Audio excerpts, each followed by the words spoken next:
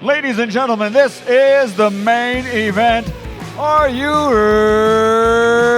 ready? Let's get ready to ramp up your sales. And now the man you've been waiting for. He is the real thriller in Manila. The undisputed, undefeated, reigning, defending, pound for pound, heavyweight John, the sales machine, Rankins.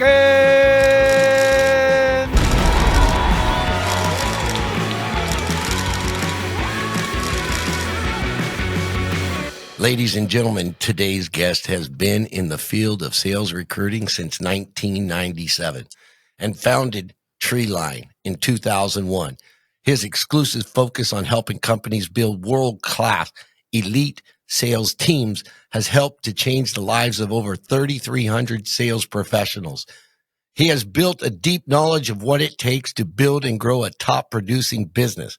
As a proven sales leader and innovator, he's created a positively charged culture that promotes the good in every person, resulting in a team that has developed the best in practice methodologies and technology that continues to revolutionize the industry. Please welcome Dan Fantasia. Yeah, hey, John. Thanks for having me, man. I appreciate it. Yeah, dude. I love it. I love the mountains in your background because, for me, it resonates with how, companies are always, trying to get to the top of the mountain in every industry. So I dig that. And so are people. Yeah. You know what? That's why I named the company Treeline. If I'm a big skier, if you look at a mountain and you see everything above the tree line is where it's the hairiest, the steepest, the most radical, right? You need to be the best athletes to get above the tree line. And that's why we named our company Treeline back in 2001.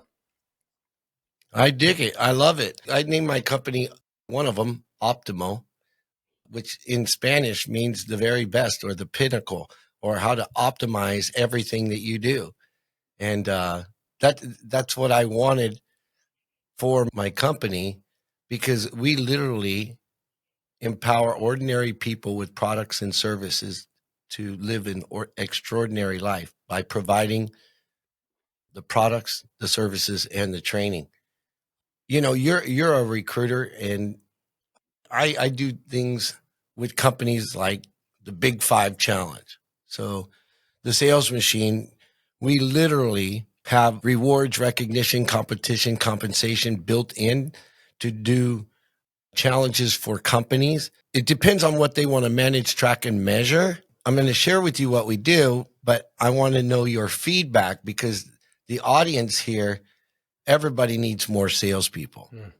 So we do like a Big Five challenge, and we have an automated software system that does it. Mm-hmm. And as an example, what are the things that move the needle when you're building a company, right? So it's recruiting, training, retention, sales, and promotions, giving people levels of development. And we've literally automated that. So, whatever their activity is, whether it's prospecting, whether it's an SDR, whether it's a customer service agent, whether it's a marketer, a salesperson, we can manage, track, measure, align, and reward them with a reward system in a platform. Is that pretty cool? Yeah, I love it. Yeah, it cost me a couple $1 million, but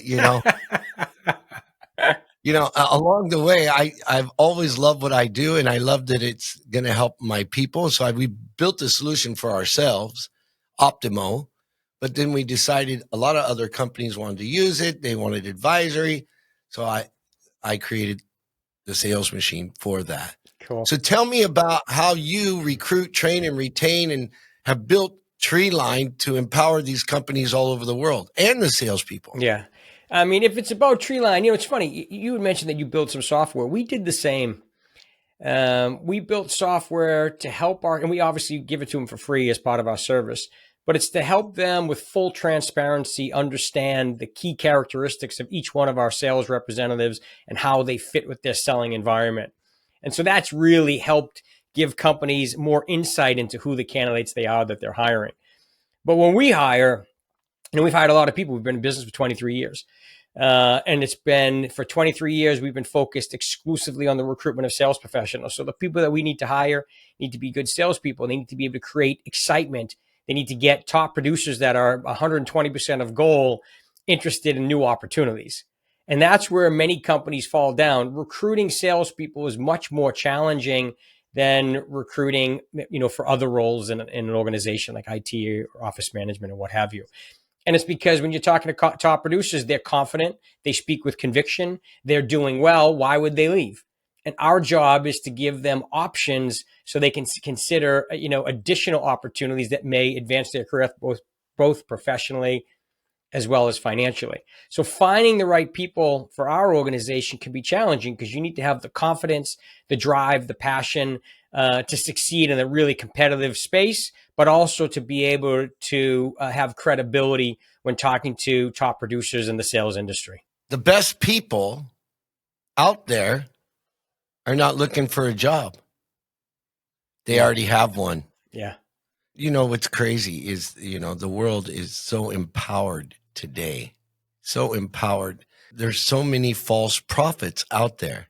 Tell me, how do you filter out the false prophets and ensure that when you hire somebody that they're going to deliver? And what is your guarantee? Yeah. Love that. That's a difficult one. So in the first question you asked, and this is a same kind of thing. I don't think I answered it well, but so when we hire, the first thing we did, and we've hired a lot of individuals, but we used to have a mission statement. We converted that into core values, and the core values are the belief system that each one of our employees, lives by.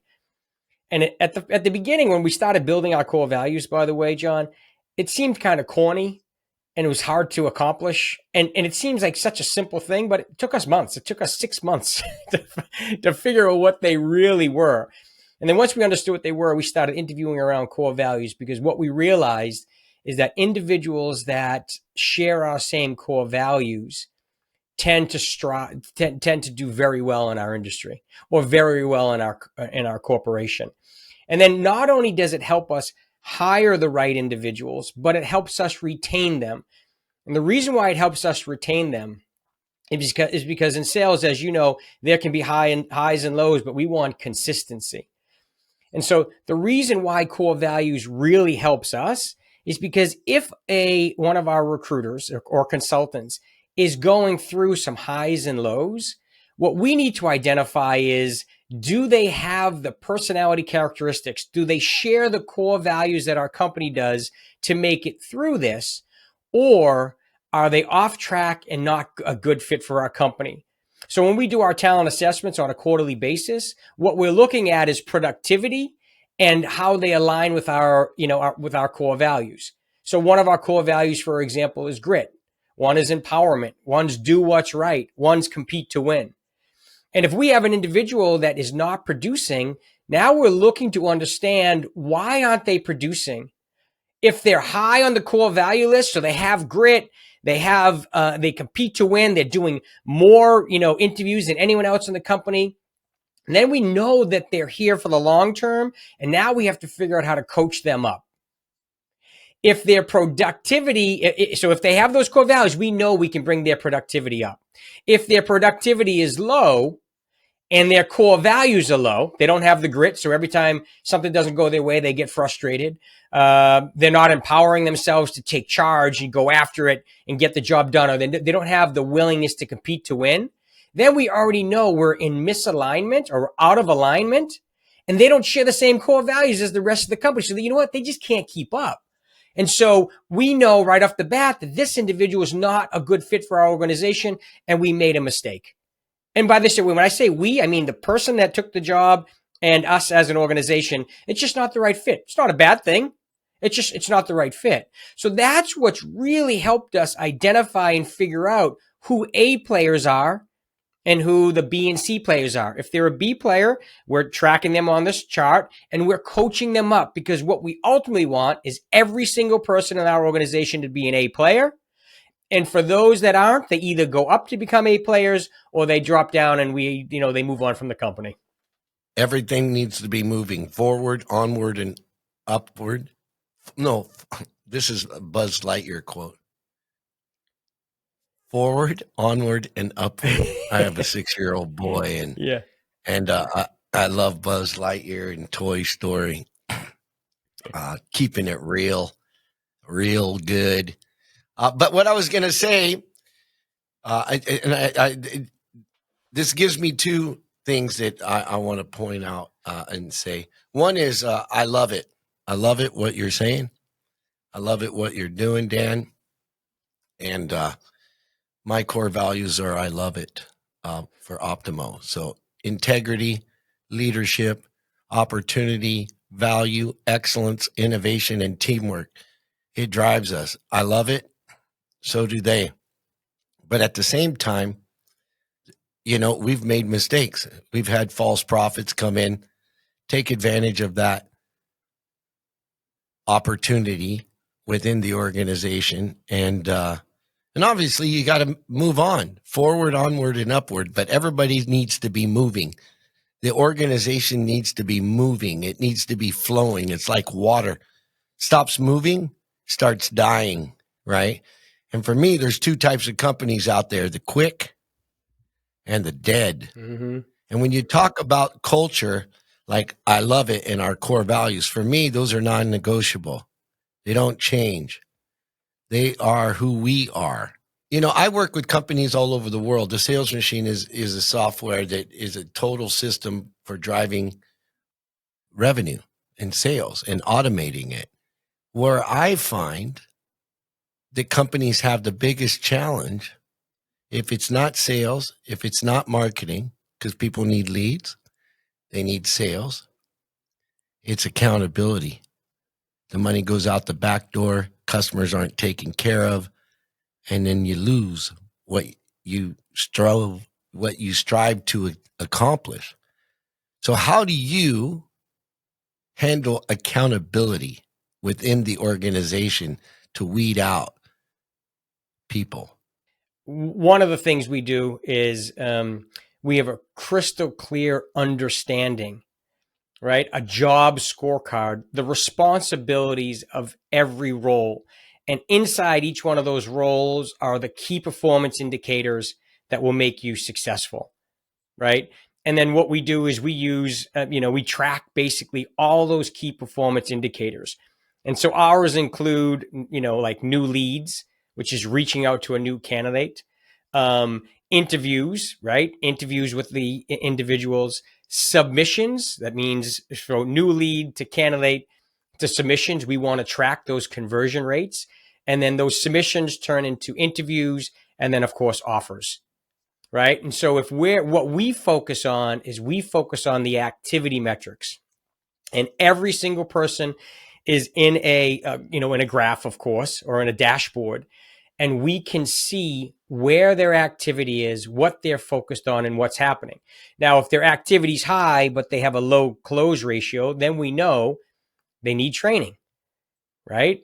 If their activity's low and they have a low close ratio, then we know that they need to be accountable for the activity. If they're not driving the activity that's required to just compete in our environment, and we have a very competitive environment, they will not survive.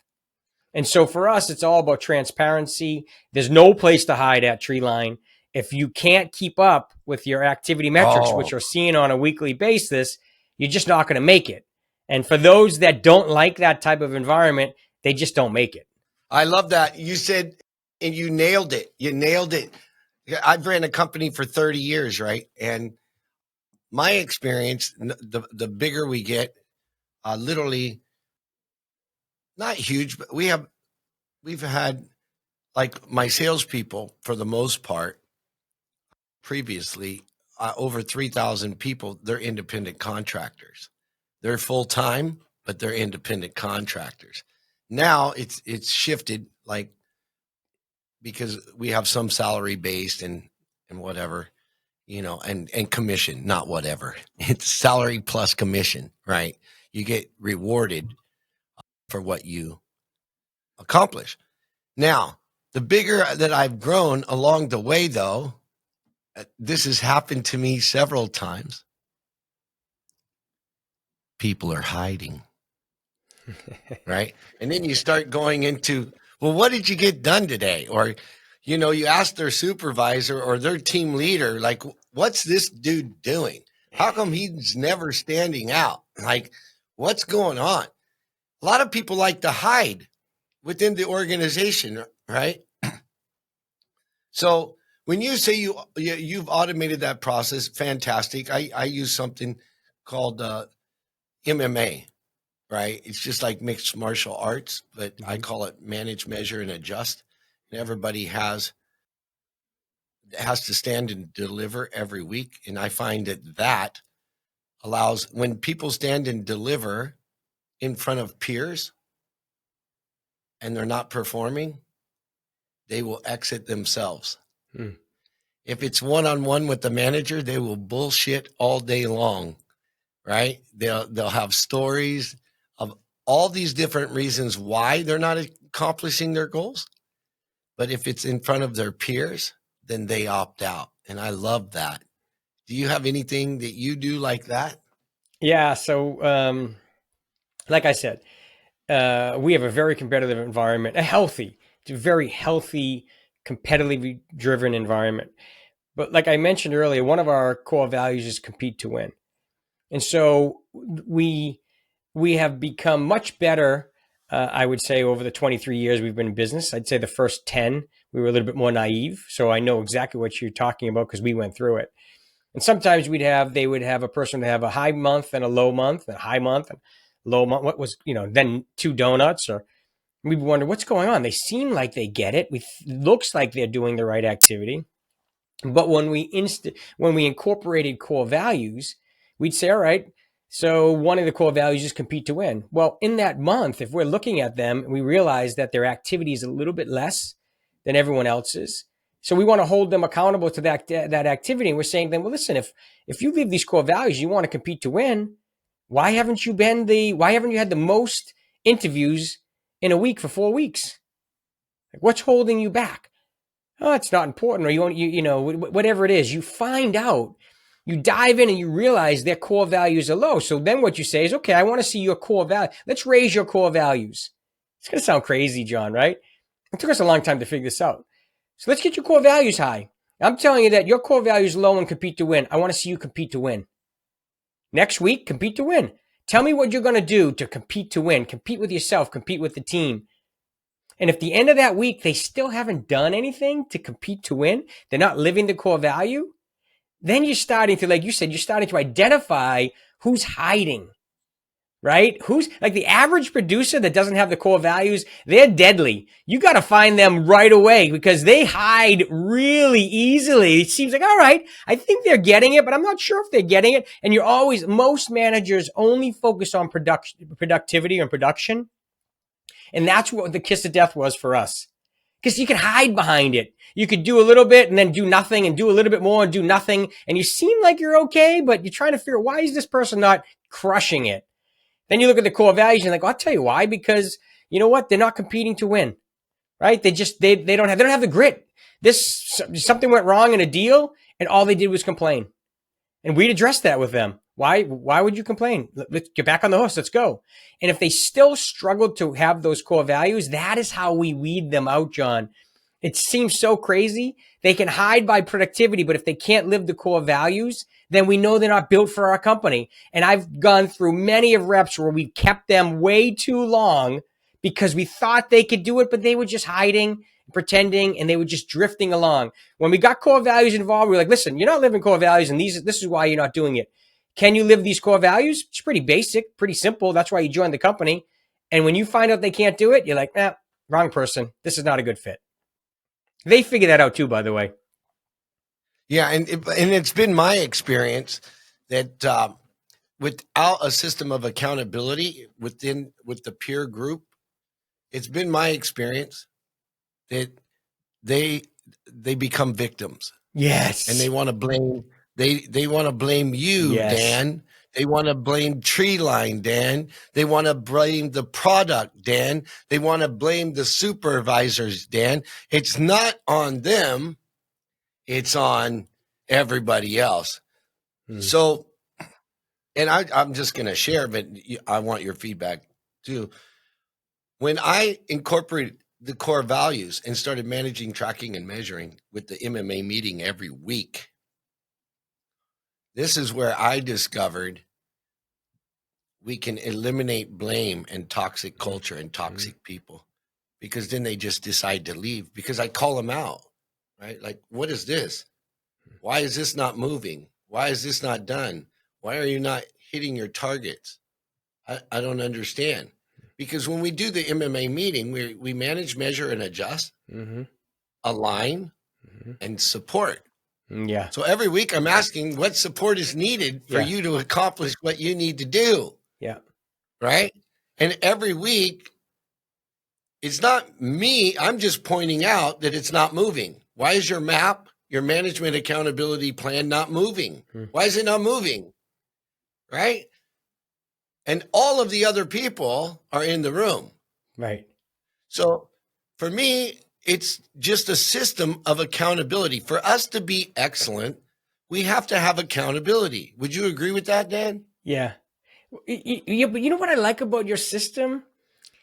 It's there are multiple data points, right? Okay, one of our challenges early, all we looked at was productivity. I'm sorry. When I talk about productivity, when I'm talking about revenue. We really looked at revenue. And so sometimes if revenue was high, we would ignore the key performance indicators. If they were a little bit lower, we were okay because the revenue was high, right? Like that's what a lot of companies do. Oh, revenue's okay. Let's let this person sit. But if they don't align with your core values, they become negative and cancerous. And over time, they just eat away at the culture and the environment, and they beat it up. But with your system, you have multiple data points. So you can see, like you just said, all of those, you can see those few different things that help you identify when someone is hiding. It's not just about the activity. Like a top producer says, oh, I don't have to drive the same revenue or the same activity as everyone else. Not true. We all have to drive the activity. We all produce. Because over time, if you don't produce that activity, your revenue will drop and you won't be the top producer anymore. All right. So for 22 years, Treeline, congratulations, by the way. Anybody that makes it to 20 years, blood, sweat, tears, and going through fears along the way. I know I've done it. I've had lots of successes and I've had lots of failures. But what keeps me going is, helping people. And obviously, I want to be successful as anybody else, right? So to get past 20 years, that's outstanding, Dan. Congratulations on that. Having influenced over 3,300 salespeople, what are the most effective sales hiring strategies to build a high-performing sales teams in your opinion? Yeah, I think, and based on your experience. Yeah, if I was going to go into a company and say, there's a million questions you need to ask every company to understand what they're looking for, but the ultimate strategy is you need to be able to hunt for hard to find talent and then get them excited. And that's what most companies can't do. And the reason why they can't do it is because typically they might have a talent acquisition team and they're all, I'm not saying they're not talented, they're super talented, but when it comes to recruiting salespeople, it's a different animal. It's a different person, a top producer. Many times the way that corporations recruit is they'll do it online through advertising and through inbound traffic. When you come to a company like Treeline, the majority of our candidates come from outbound traffic, right? It's outbound. We have the ability, we have systems and a systematic approach to finding top talent, connecting to them, dripping on them, adding them to our network, and staying in contact with them so that we can introduce them to opportunities that may meet their requirement. And your company struggles to find that person because they're kicking butt. They're 100% to go to. They're not looking at your ads. They're not looking at job boards. They're not considering these things. They want to be 100% confidential. They want a trusted advisor that kicks butt, and they want access to companies that are looking for individuals. When they get into our network, they have access to those companies. So when opportunities come up, we reach out to a network that the companies just don't have access to. We've been doing this for it's been 23 years this month. So we've been doing this for a long time. Think of the network we have, the amount of people we've helped BDRs become VPs, CROs, right? We know a lot of different individuals. And so when we're going up against a talent acquisition team, they're at a humongous disadvantage because they don't follow the same processes we do. They're so busy with inbound and noise and traffic that they can't sniper and target top performers from their competitors or from companies that they'd like to see candidates from, but we can. And so we get out there, we find them, we qualify them, we get them excited, and we put them in front of you. Right on. I love it because the best performers already have a role, and all those people looking for a job, they all have a story. A lot of their story is that, the company that I was working for was toxic. The culture wasn't good. But in essence, they weren't performing. They were called out and they resigned or got fired. And they're not going to tell you they got fired. They're not going to tell you that they resigned because they were underperforming. So I love this. I love this, Dan. Tell me, like, how, not background checks. Background checks are very important, especially today, right? But I want to talk about the background check. And how do you do a background check if you potentially have somebody that you recruit that's not in your pipeline or has left a job? What do you do to vet them, and who do you call? Because if he gives you, his friend's number or somebody in the company that he was buddies with instead of his supervisor, how do you vet an individual to make sure that you're not hiring a donkey when you're looking for a racehorse? I can give you just a simple, logical math equation, and it will help you figure it out. Right? So let's say you're interviewing a enterprise salesperson. Average deal size is, I don't know. Let's say they're a salesperson. Their average deal size is $20,000, and they have a $1.2 million quota, and their average sales cycle is 6 months. And they were let go, but they were above quota. All right. How many deals did you close per month? Right? You got a 6 month sales cycle. You got a $20,000 average deal. How do you get to $1.2 million? You're closing a lot of deals. So how are you closing those deals? And then back out of it. Okay, what does that look like on a weekly basis? Like, just walk me through your sales model, right? Walk me through your sales plan. How many companies did you reach out to? How many companies were you connecting with? How many demos did you have to do? So then you start running the math. Wait a second, you got a $20,000 deal size? You're doing 1.2 million, right? That's $100,000 a month. That's 5 deals a month. But you're telling me the sales cycle is 6 months? How did you do that? Now, if you told me if you have a $250,000 to $500,000 and your average deal size is 3 months and you got a $1.2 million quote, okay, I see the math. I get it. So really what it comes down to is just basic, simple math. Have a salesperson explain to you how they get to the number, how the metrics work so they get to the revenue number that's their quota. And by the way, how did they get to, how'd they get to 2 million? How'd they beat their number?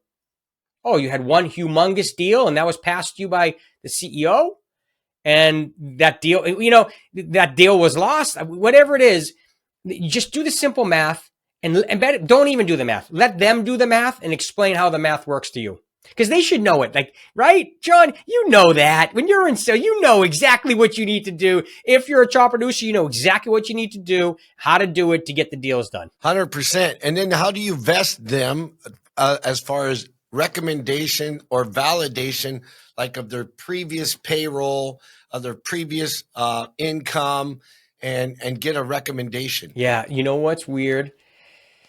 So until recently, we used to always ask for and verify W-2, but now over the past few years, we haven't been able to do that. That is not something we can ask anymore. the best we can do is we can look to understand what their compensation expectations are, base and total comp. And that's just because so many states have required it. But for plenty of our customers, they can check W-2s after an offer has been extended. So we would set expectations that if the client makes an offer, they will expect to check your W-2. Does your W-2 fit within the range of the expectations that you've given us? Because we don't want to go through all this and waste everyone's time. We want to make sure it's a good fit. The comp structure for the client is this. You're saying your comp structure is this. You're in alignment. Is that right? Yes, I am. Okay, well, let's not go through all the, let's not waste the time. I don't want to go through 3 weeks or 2 weeks of interviews to find out that you've deceived us. Is this all accurate? So usually we're trying to find some, a genuine answer. And most of the individuals, based on our full interview, will give them an opportunity to be upfront and as honest as possible with us. I find that the market determines the value, right? But also the individual, right? So when I'm interviewing people, they ask me about the compensation. I'll put the compensation, but some people are just fishing, and or wishing. They're wishing that they could get the job and get a substantial raise, but they really aren't qualified or produced like that in the past. Or they took over a sales funnel at a previous job. Yeah. And there's a difference for me. There's a difference between a great salesperson and a sales clerk. Meaning, a salesperson can identify the problems that the client has, the deepest problem, and allow them to understand by, digging in, what's the gap, right? What's the pain, and aligning with them, and then being able to show them what it's costing them ultimately if they don't make a change, right? To where the client is like, okay, when can we start? Rather than you closing the deal, the client closes the deal and says, when can we get this thing started? So that's a great salesperson. And then on the opposite side of the spectrum is someone I call a sales clerk, right? So ultimately the customer came to you, they know your solution, they're an inbound lead, they knew what they wanted, and you just fulfill orders. You're really not making a sale. Have you experienced that, Dan? Yeah, well, so part of our process is to understand the sales type. Are they a hunter or a farmer? Are they going after net new leads, right? Are they hunting for net new business, or are they managing existing clientele? And so when we develop, so for each one of our candidates, we develop it's a 3-dimensional resume that we share with our clients. And all of that information's in there. Their target audience, who they're selling to, their average sales size, their sales cycle, their quota, their percentage to quota. Are they a hunter or a farmer? Are they transactional or strategic? Right? Because all of these sales characteristics are better for certain environments. If you're a strategic seller with a big deal size and a long sales cycle, you don't make it in the transactional environment because you can't keep up with the activity metrics required. And vice versa, if you're a transactional salesperson, you want to get into an enterprise role, usually you could make it if you get trained up and coached, but many times you don't because you're so transactional, you can't stand the time, the delay, the space between conversations and how the deal is managed and the strategy. And so what we're trying to figure out with our clients is what are the personality traits of their top performers and how does their sales environment work? And then we go out and find the exact same traits so that they can align with the organization and they're built for that type of sale. Does that make sense? It's 100% makes sense. And, it's not easy for salespeople to transition. I went from selling FMCG to software to ADT alarms to skincare, literally. And I've done it myself in the field, and I've trained thousands of people to do it. And it's a much different animal.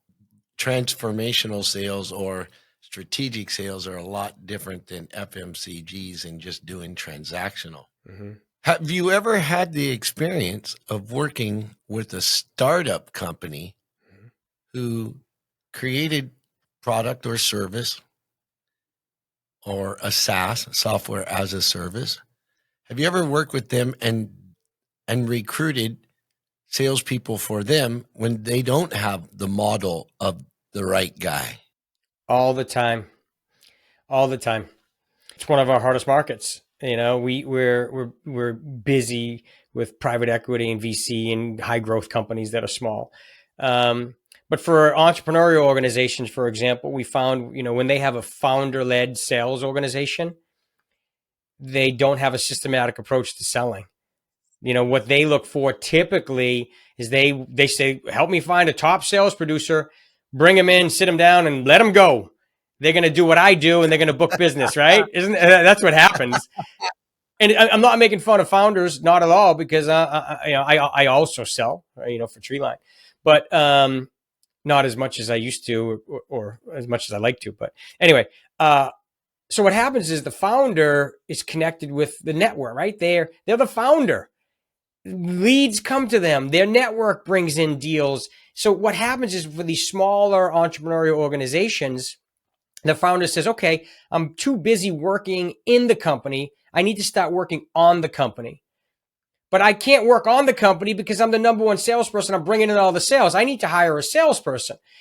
So what they think is, I'm just going to hire a salesperson. They're going to do this job and they're going to kill it. But what they don't realize is that there's no approach. They don't have a strategy. So when the salesperson comes in, they say, okay, what's going on? What do the metrics look like? How do we build this? How many calls do I need to make? What's the outreach look like? What are the key performance indicators? And the founder says, I don't know. This is what I do, right? I'm just my network and the referrals and the inbound. I got this deal like this and this deal like this. What we typically do, we try to understand their selling environment. We recognize and advise them on the personality characteristics that would work well in that environment. Then we show them and introduce them to people that understand that environment, that have built an environment like that before, and can join the organization and help them, give them a systematic approach to building out sales. Then we tell them, this is going to take time. It doesn't happen overnight because the way you sell is going to be different than the way than building a process around sales. And once you build that process, then you can scale. Then you can hire your next salesperson and they can follow the same exact process to be successful. But you can't just drop someone in here, think they're going to be a superstar because, someone referred them to you and they're a salesperson that's not even in your industry. They're transactional when you need someone that's, strategic, and hope that they're going to do awesome, right? Most of the time, the founders, they hire someone they like. They're in sales. This is going to work. And 9 times out of 10, it doesn't. When we get involved, we really spend a much more time understanding what their needs are. We make recommendations. We find them talent. Now, when they start interviewing the talent they've never seen before, they're like, wow, I understand now what a professional recruiting firm can do for me. They're bringing me the talent that can help me grow this company. And then we insert a person that can do just that. They ramp the sales model up and they continue to hire from us because now we have scale, growth, and now they're off. They're taking off and heading to bigger revenue increases. Right on. And what made you focus primarily on the salesperson? I mean, does Treeline do operations, customer service, individual? You just do the salespeople. Tell me about what got you involved with that. Why the salesperson? Because I like salespeople. They're dynamic, they're outgoing, they're conversational, they're hard, they're tough for many different reasons. We work with people, so people can be challenging. But there's not a lot of people that do sales recruiting because it's hard. And so you don't see, there's not a ton of companies out there. And we really like, helping people. Like we've changed the lives. We've changed the lives of over 3,500 people. And that's helping companies hire these individuals, advancing their careers, changing their lives. It's awesome. And those are the only, that amount of people is just the people that our clients have hired. That doesn't include the thousands more that we helped with their resumes. We've given them a strategy to find new opportunities. We've coached them. Like, there's so many people that we've helped. It's been a wonderful experience. And unfortunately, there's not enough firms like ours that support the sales community. They're awesome people. It's just such a fun environment, and it's great. I know sales has gotten such a bad rap, and because a lot of people have gotten burned by a bunch of snake oil people that are transactional, and they just want to make a sale and they don't care about people. And for me, no one has ever defined the psychology of really a great salesperson better than Zig Ziglar. And he's like, number one is service, number two is solving problems, and number three is making sure those people are satisfied. I'm like, man, you are the genius of all geniuses to define it that way.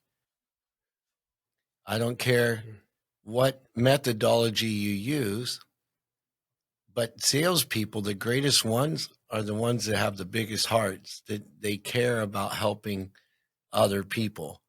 And for me, I coined the term win in service, never nervous. So as long as you got a big heart and you're motivated and your core value, is play to win. What was Compete. exactly? One of them is compete to win. Compete to win. It makes everybody better. And you know what? It makes everyone better. Compete to win. That's every day, every hour, every minute.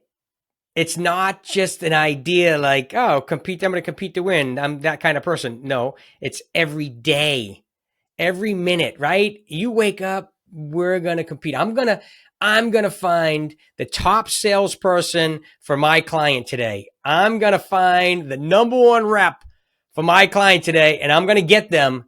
And you know what? The companies just don't have the resources or the team that have or share that same mentality, or the resources to go hunt down the right individual for their organizations. Yeah. I wrote a book called The Life Mastery Playbook. And the book is all about keeping score, right? Literally, you don't even read the book. There's a series of videos of how to keep score every day. And every day, or whenever I provide this to people, I always sign it. Success is every day. It's not about one day. It's not about someday. And it's most definitely not about yesterday. It's what are you doing every day. So I love that, Dan. I've been signing that book like that for, 5 years, 6 years. What are some sales characteristics that separates the top producers based on your 22 years of experience, which is gold and priceless, from average ones? Yeah, there's a lot of controversy over this answer. Top producers, and by the way, it doesn't have to be just in sales, but top producers, they are workers. Whether they love the work or not, they are built to work. They set goals, they hit goals, they outwork, the competition. So I happen to be the same way. I'm built to work. I just like to work. And so do I, man. Sometimes I think it drives my lady nuts. I'm like, I got to go to work. Fuck, we've been on vacation for 3 days. I'm going nuts. I got to get back to work. And she's like, why don't you just chill? And I'm like, because I got to work. Yeah. I'm a creator. I got to be working. Yeah. That's what my wife's like. You cannot relax. My kids are the same way. Just relax. If I'm not, I've got to be I'm doing something. Whatever it is, it's something. Yeah. And a lot of people, especially the new generation, that's a bad word. Work is like a bad word. I'm like, I love to work. Right. And you know why I love to work? Because it works. Right. So, Oh, we yeah. could hang out, Dan. Oh man, I don't know if totally. our wives would probably kick us out because we'd be working if we were on vacation together.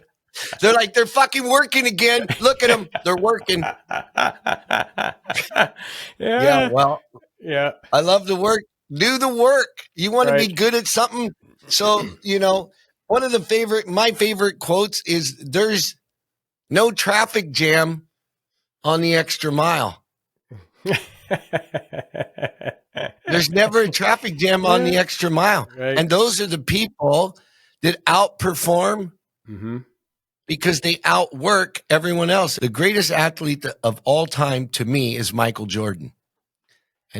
And a lot of the players don't like him. His teammates don't like him because he plays as hard in practice and outworked everybody else. And Kobe, right? They just outwork everybody. And it shows on the court. But the reason why I choose Michael as the greatest is because he has the ability to bring out the best. He developed that ability because early on in his career, he was better than anybody. Like he was just insanely phenomenal athlete. Never won a championship until he realized, until I can lead this team and bring out the best and trust each individual, they never won a championship. But once he turned on that leadership and that epiphany happened for him,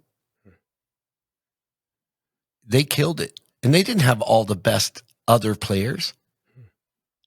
But, trusting Steve Kerr to make a winning shot and, trusting the other players. I just thought that was amazing. I haven't done the research on this. One of the folks from my team they were just telling the entire team the other day, Tom Brady is faster now than when he was drafted. Maybe that's why he was a 6th round pick. Right? Like some of these guys, you push. And by the way, if we were on a beach and we were with our wives and they said, listen, you two, no office work. Okay, then we'd probably dig a hole. We'd be digging holes or whatever until we'd be dying. They'd be like, what are you two doing right now? Or we'd be using code words. So tell me about the biggest sale you've ever made, the one that stands out for you to where you were like, man, I love this. This is what I'm going to do forever. Well, I didn't know I was going to do this forever. I didn't even know what this was when I got into it. I interviewed at a recruiting company, and before you know it, my mentor, the CEO, Tony Natella, he convinced me to join the company. And I think starting Treeline on my own, you can probably, relate to this, John. I went to the office with a suit and tie every day. I was building the website. I didn't have a website. I had to start Treeline from nothing. I had no clients and I had no candidates. I think I would say my biggest success was the first client I ever signed. It's called Alcon Laboratories, big pharmaceutical firm, and me cold calling out of an office with a suit and tie on by myself with a company called Treeline. Right, I'm calling pharmaceutical firms and big pharma firms. It's as you know, it's hard to get your foot in the door in big companies. And company's name's Treeline. People thought I was an arborist. They had no idea what we did. And at the time, by the way, I was maybe this is the wrong name of the company, but it's something I'm passionate toward. I understand why we named Treeline. And I love the name actually. And now it's really helped us stand out because it's so unique. It's not Dan Fantasia Recruiting Company, right? It's something bigger and better than all of us. We're part of it. Our goal is to be above and grow above that Treeline. That's where it all happens. But that first sale was the first big one because it took me a long time to get that deal. We had no clients, and locking that down was like, okay. In my business, that was contingency. So I got the deal, but I didn't get any money, no revenue. Now I really had to produce, and that was by finding them the perfect candidate to hire. And so when you think of it that way, we've got to sell and bring clients on board, and then we've got to produce and find the right candidates for them. And that's a tough road. That first, year, 2 year, first 10 years, tough. Every year is tough. I mean, we got to produce. That's what we do. And so we have to produce for every one of our clients and, outproduce their own recruiting staff or, whatever they're doing on their own. But I think that first deal was the biggest and the one I was most proud of. And I'll tell you why, because then I really believed, all right, I got it. Got this one. That's phenomenal. And I think that's a great lesson, And one of my mentors, I say, how do you handle failure? Right. He said, well, I first of all don't think those are failures. I agree. I've made mistakes. He goes, those are all lessons. And I'm like, oh, that's powerful. People can take golden nuggets from this all day long, right? I named the sales machine because I wanted it to be a sales machine for everybody else's business. I really wanted them to be able to have the psychology, the methodology, like the psychology of a Zig Ziglar, the methodology about driving the behavior of the sales teams, rewards, recognition, competition, compensation, with levels of development so people know what to do, when to do it, and how to do it. Where the guy with the right attitude, as long as he's got the right attitude, I can teach him the psychology. I can give companies the methodology in technology so that they have a sales machine in their business, right? But when you manage a large sales force, how do you forecast, manage, track, and measure, align, and reward your sales team? Well, so we pay a very aggressive commission structure, and we do it on a sliding scale based on, certain thresholds. But for us, we're pretty tight and close to managing and monitoring our pipeline. And we hold all of our individuals accountable for their pipeline, for an honest pipeline. There's no hope in forecasting. Hope is not a strategy. We don't want hope. We want realistic pipeline. And if as we're reviewing the pipeline in our every Monday morning, everyone's reviewing their pipeline. When we review the pipeline, the combination of the account manager and the recruiter, if they're not in alignment, we look to understand what's realistic and what's not. And sometimes if your heart's broken, then you weren't realistic in your forecast. And if you're getting your hopes up for a deal that's unrealistic or has got a 10% close ratio, you should be thinking about that at the bottom. You shouldn't even thinking about that in your pipeline. You should be thinking about building and refilling your pipeline so you can get that deal back. So we do it on a weekly basis, every Monday morning, and we're tracking. We're having meetings every single day, but Monday morning's our big one. We want to understand exactly where deals are, revenue, deals in pipeline, where in pipeline, and then below what's in pipeline, what is going on to build and keep that pipeline full. And if all those things aren't checked off, then we've got a problem. If you got a great pipeline, but you have nothing, if there's nothing at the top of the funnel, then you've got to recruit, right? If you have nothing in your pipeline and you're not recruiting, we've got a humongous problem. So it's pretty basic for us, but it's definitely accurate and honest. So typically for companies out there, it's all over the place. And like I operate out of Vegas and also out of Manila, and in the Philippines. I have a team about 40 here that are our full-time gig support staff. Total salespeople in the Philippines, about 35. In Indonesia, 700. Amazing. But they're selling all different kinds of divisions. And the software company, the sales machine, we're a startup. Optimo, I'm an FNG, freaking new guy. But I'm not new in business and I'm not new in sales. But literally, we just launched. We already signed our first customer Love it.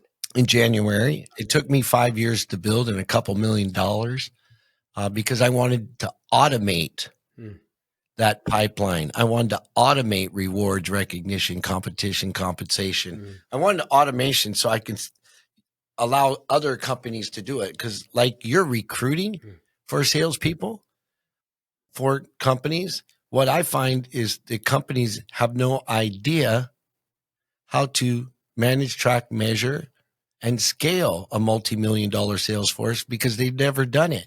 They don't have automation. Do you have automation? We do. Yeah, we use a bunch of different things. What would you say is the number one thing that's made the biggest difference for Treeline?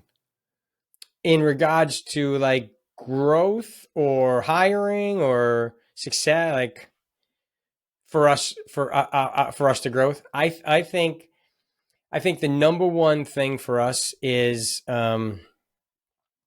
it's collaboration and open, honest dialogue. And so on a quarterly basis, we do something called Start, Stop, Keeps. So everyone in the organization talks about what we should start doing, stop doing, and keep doing. And what that does for our organization. And by the way, when people fill that out, as a CEO, it doesn't feel always great. Sometimes it's like, whoa, what?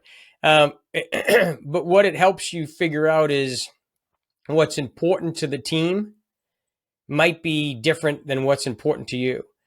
And the ideas that come from the team are incredibly helpful because it helps the organization grow. You had mentioned it, right? If you're not growing, you're dying. And the only way to figure out how you're growing is by using by collaborating with the team, the people, everyone that's in the trenches. Everyone has a different experience and they're seeing different things happen in the market.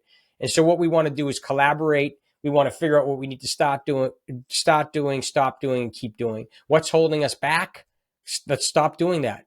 What ideas do we have to move forward? Let's start doing those. And what are the things that work really well? Our huddles, our meetings, our spiffs, our motivation, the positive attitude that we bring to our organization every day. Easy. What needs to change? That's why we built software.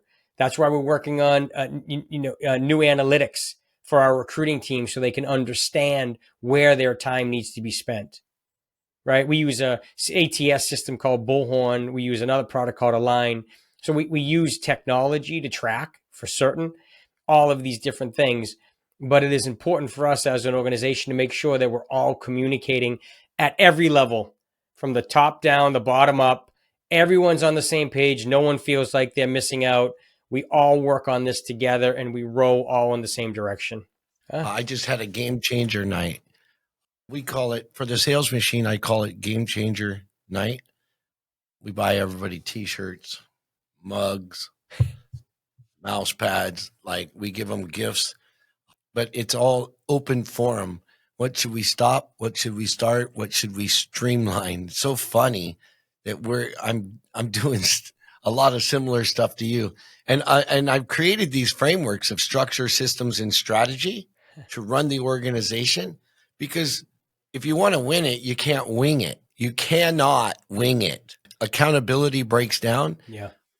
And, you have to deal with people who are hiding and false prophets. There's just a whole group of people out there that, are the wrong guys or the wrong gals for the role. And it's okay. And you've got to adapt, man. I mean, we've been in business for 23 years. We're adapting. The way I used to recruit when I started Treeline is not how we recruit anymore. And the only way we figure that out is with our team. Every step of the way, we're constantly learning. We're constantly changing. If we're not, you're just, like you said, if you're not growing, you're dying. And we know that. Yeah, and our industry, like every industry, has changed dramatically. And the reason why we're competitive and the best at what we do is because we change with it.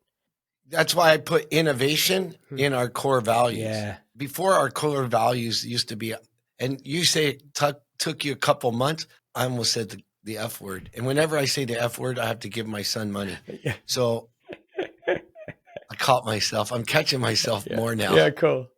Our first iteration of our core values, we went through it, hammered it out. And I'm great with, creating acronyms and stuff like SSS, right? I just created a fabulous framework for salespeople. You'll like this. So fabulous stands for our features in our product. And people say features don't matter. Bullshit. If you're talking to an IT geek and he can control the deal, I know I lost a $90,000 deal because this geek said, well, do you have that feature and that feature and that feature? I'm like, shit. So features do matter, people.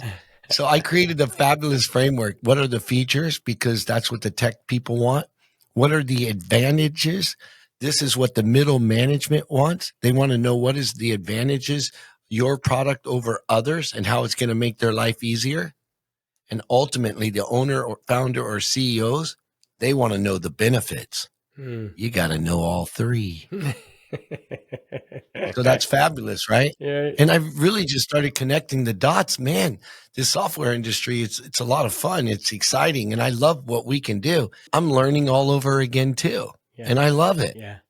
And especially we've just incorporated AI into the system now. So you can just use your voice, right? So instead of going through the system, hey, show me the top 5 salespeople and how are they accomplishing all of their goals? Are they following the scripts? Bang, bang, bang, bang, bang, bang. Now I don't have to click, click, click. I can just bang, bang, bang. So how do you see AI affecting Treeline and or sales in the future? Yeah, I mean, when it comes to recruiting, I think it's going to be a wonderful tool to help us. We already use it to build like Boolean strings to search more effectively. So that's cool. But when it comes to hiring, you still need people. You need interaction. You need to have conversations like these. It's the only way, especially with salespeople. When you look at a sales resume, a lot of times, top producers have crappy resumes.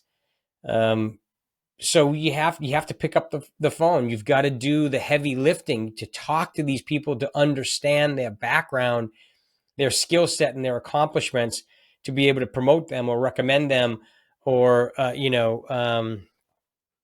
or to help them.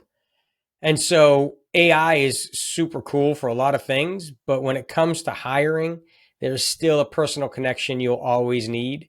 And I look forward to the, as many AI tools as possible, to continue to help us grow, because as I mentioned, we adapt. So we're looking forward to it, but no matter what, we know we still will always need to do the heavy lifting, because without it, you really can't find the right individuals for your organization. Yeah. Keenan from Gap Selling that I just got done with. Yeah. He said, AI doesn't do any kind of critical thinking. Yeah. It doesn't. It'll spit out some information, but it can't think.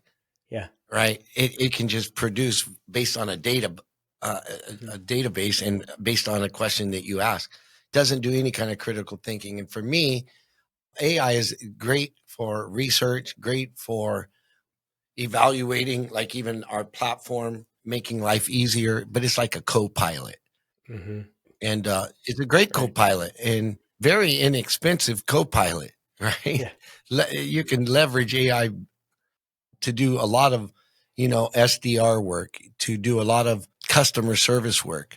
You can leverage it with bots, right? So that's how I see it. But, I had Jeffrey Gitomer, the sales Bible, and he's got his own way, and his big thing is, referrals and scaling his business. And we became friends, right, after being on the podcast, as I'm sure we will, Dan. He came up and he wrote about know, like, and trust. Like you see this all over the internet. You got to know, like, and trust. People don't know, like, and trust AI yet. Yeah. So it's a long time coming. Yeah. Yeah. One final question. What should a company expect to invest?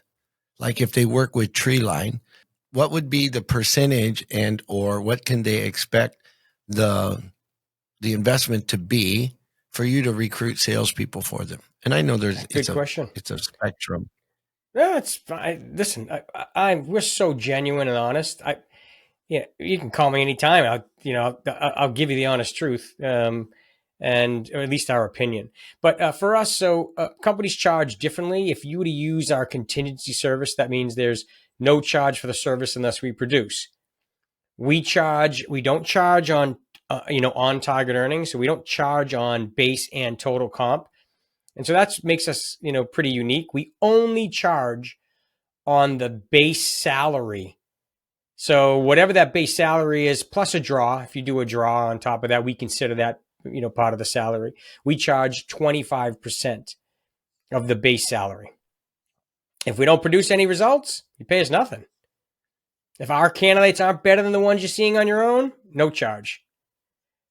But it's unlikely. I mean, if you really engage with us, John, you should have the budget because you're going to be very impressed with our candidates and likely hire one of them.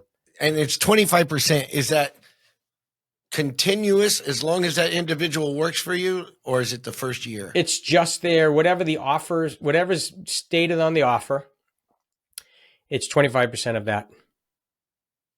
So if it's $100,000 base, it's $25,000. Got it. So that's it. It's one-time fee. It's not every year I'm writing a check, nope. 25 grand. If you choose not to hire someone, it doesn't cost you anything. If our people aren't better, they why hire them? You never would, right? Primarily, your services, are they United States based only, or are you global? We are North America and Europe, but not outside of that. We're just not as effective as we are in those regions. How do they contact you? LinkedIn, your .com, where do they find you? Because obviously huge value. Yeah, LinkedIn, it's Dan Fantasia. You know what? Message me on LinkedIn. It's Dan Fantasia. Check out our website, Treeline Inc., which is INC, treelineinc.com. You can fill out a contact us form, ask for me. I'll get back to you right away. Check out some of our free guides, jobs. I mean, there's a lot on that, videos, podcasts, whatever you want. We've got plenty of things to help people that are looking for careers in sales or individuals that are looking to hire in sales. There's a lot of information on that website.